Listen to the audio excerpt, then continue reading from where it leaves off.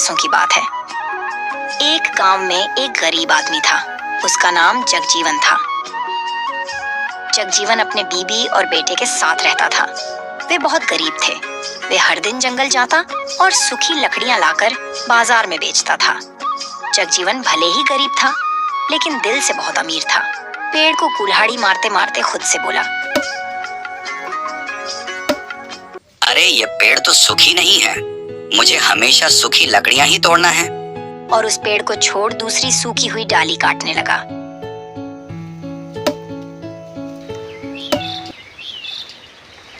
एक दिन की बात है, जगजीवन लकड़ियां काट रहा था। तभी एक साधु जी आते हैं और कहते हैं, बेटा, इस जंगल में मैं अकेले भटक रहा हूँ और रास्ता भी भूल गया और जोरों से पानी प्यास लगी है। क्या तुम मुझे पानी पिला सकते हो? क्यों नहीं साधु जी, यह लीजिए, आप पानी पी लीजिए।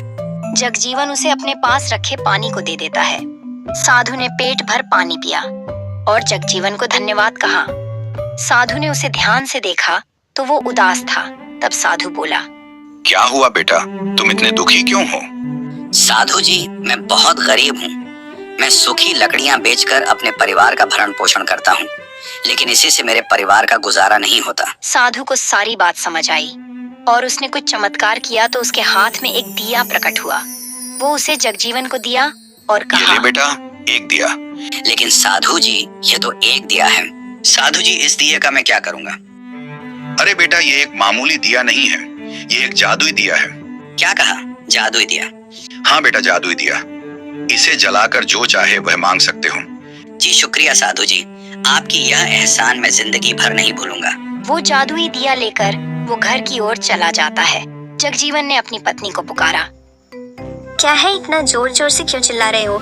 ये देखो, जादू दिया। क्या जादू दिया? तुम्हारा दिमाग तो ठीक है ना? हाँ भाग्यवान, ये एक जादुई दिया है। देखना चाहोगे इसका कमाल? हाँ, मुझे भूख लगी है, मेरे लिए कुछ अच्छा सा खाना मंगाओ। जगजीवन दिया जलाता है और खाने की मांग करता है। उसके सामने खाना आ जाता है। तब दोनों खुशी से नाचने लगते हैं। देखा भाग्यवान, इस दिए का कमाल। तुम्हें अब जो जो चाहिए इस दिए से मांग लेना। अब हमारी सारी परेशानियां दूर हो गईं। दूसरे दिन जगजीवन सूखी लकड़ियां लेने जंगल की ओर जाता है। जगजीवन के जाने के बाद उसकी पत्नी और बेटा उस दिया को जलाकर जो चाहे वो मांग लेते हैं। बड़ा घर, टेबल, कुर्सी, कपड़े आदि, उनके घर का माहौल ही बदल जाता है। शाम होते ही जगजीवन घर आ जाता है। अरे ये मेरा घर है, मेरा घर तो छोटा सा था। उस आदमी की पत्नी दरवाजा खोलती है और पति को देख कहती है, यह आपका ही घर है जी।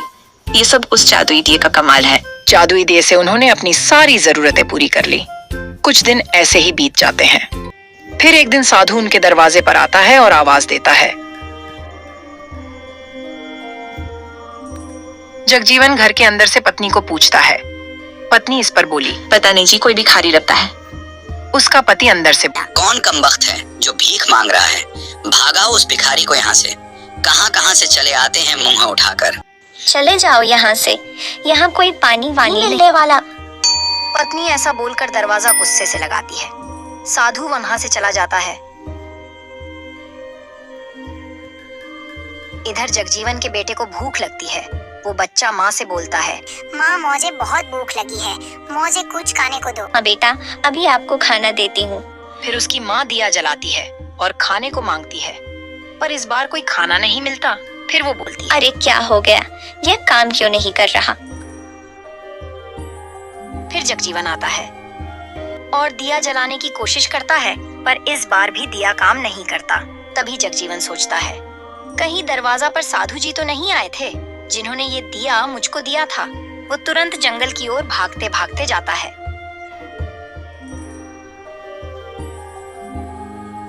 साधु जी रुकिए, रुकिए साधु जी। फिर साधु जी रुकते हैं। फिर जगजीवन पैरों में गिरकर बोलता है, साधु जी मुझे माफ कर दो, बहुत बहुत भारी गलती हो गई मुझसे। मेरी पत्नी को पता नहीं था, वह पहचान नहीं पाई। मेरा गलती है। चलो मेरे घर चलते हैं, मैं आपको पानी पिलाता हूँ। साधु जी इस पर नहीं बोलते बेटा, हैं, अब कोई फायदा नहीं। जब तुम अच्छे थे तब यह दिया तुम्हारा साथ दे रहा था। अब वह दिया तुम्हारे कुछ काम का नहीं। धन आते ही तुम्हारे अंदर की इंसानियत खत्म हो गई, इसीलिए वह जादुई दिया अब तुम्हारे किसी काम की नहीं।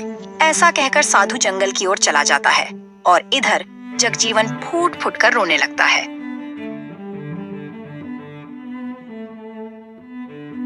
तो दोस्तों, हमें इस कहानी से क्या सीख मिली? अपनी इंसानियत कभी नहीं भूलनी चाहिए, चाहे हम गरीब हों चाहे अमीर।